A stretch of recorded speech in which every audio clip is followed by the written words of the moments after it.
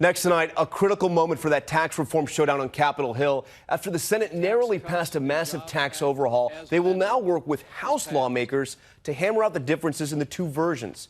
That could pave the way for President Trump to make good on his pledge to deliver what he calls sweeping tax cuts by Christmas. But Republicans are still facing questions about who will save, who won't, and what it could mean for the deficit. ABC's Stephanie Ramos with the reality check. The Senate passing the sweeping tax bill in the dead of the night. The Tax Cuts and Jobs Act, as amended, is passed, Leaving Democrats fuming about those handwritten changes. Can you tell me what that word is? If you can, you got better eyes than me.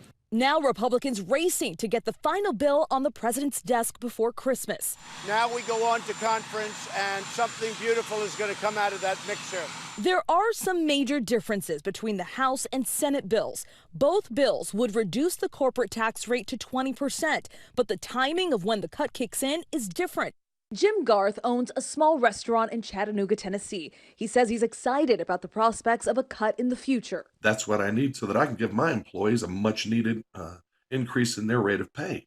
Other key differences, the mortgage interest deduction for new homes, capped at $500,000 in the House bill. The Senate keeps it at $1 million.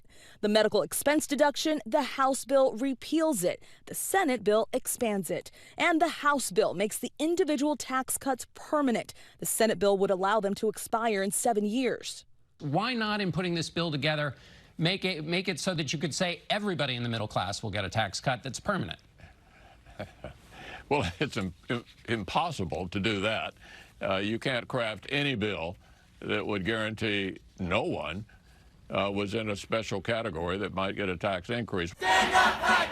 Graduate students marching this week over the House bill's provision to repeal deductions for student loan interest rates. It'll effectively make graduate education inaccessible to all but the upper class. So how much will this cost? Many Republicans are arguing the bill would pay for itself by creating economic growth. But the nonpartisan Joint Committee on Taxation says the Senate bill would add $1 trillion to the deficit over the next decade.